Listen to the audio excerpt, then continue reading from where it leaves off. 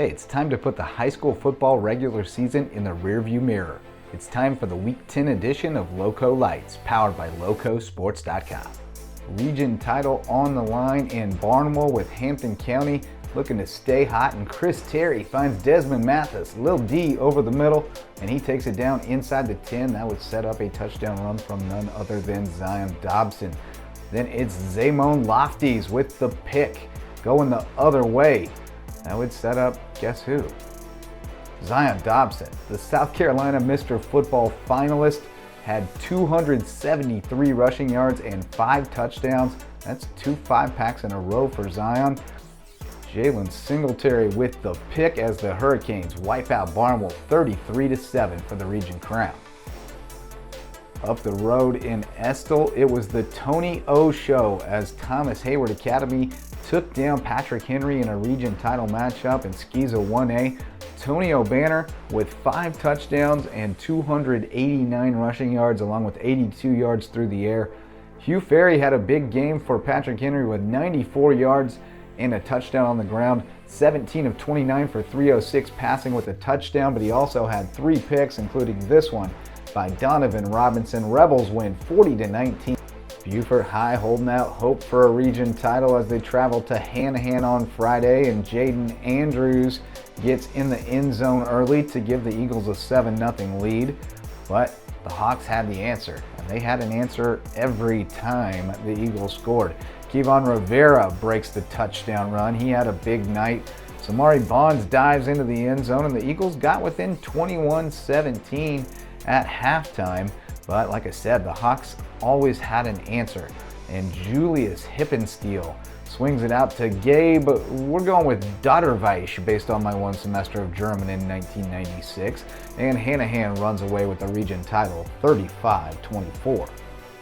I was in Seabrook on Friday for the WSAV-CW Game of the Week, another region title contest, and Bamberg-Ehrhardt is still on top of that region. Colt Bunch hauls in the pass from Chanston Crosby, much to the chagrin of the best band in the land. And then it was Demetrius Odom breaking away for the touchdown run. Bamberg-Ehrhardt on top 14-0 early. But the Warriors came back. They got a field goal, and then Jermon Bowers, the star of the night for Whale Branch. He also came on at quarterback and rushed for nearly 100 yards, but this was the play of the night. 69 yards on the pick six to get Whale Branch back in it, but Bamberg dominated the second half and wins it 28-10. Warriors will be at home in the first round of the playoffs against Lakeview, a team they have seen twice before in the postseason. Over at the Nest, it was the WHHI-TV Game of the Week. BJ Payne and Richard Bonneville getting ready for battle, and it would be a defensive struggle. A field goal for May River early to make it 3-0, and then the Sharks would tack on due to the toughness of Jordan Williams. Spinning out of the tackle, big run from Williams, who is going to be a featured guy next year for them, you would figure. And then Kammron Mitchell out of the Wildcat is going to get into the end zone, and it's 9-0 Sharks. PAT failed, so the Seahawks were still in it, and Thaddeus Czarnecki, the freshman, breaking away.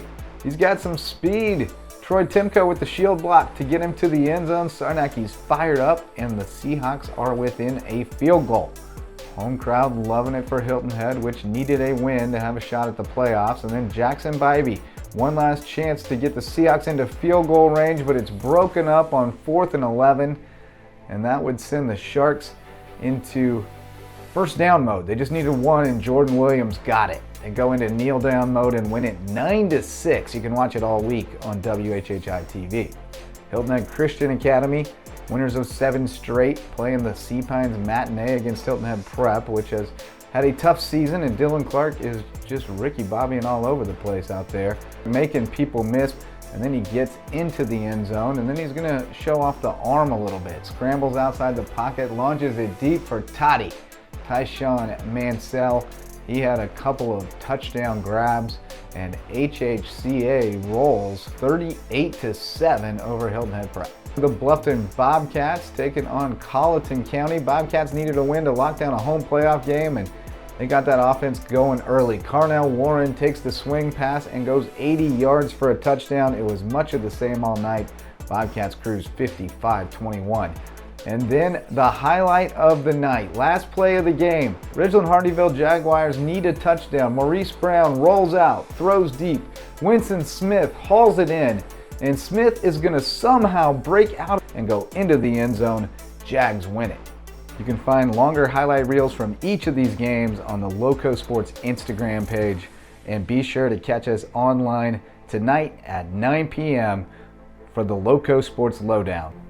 For Lowco Sports and WHHI, I'm Justin Jarrett. Until next time, go Lowco.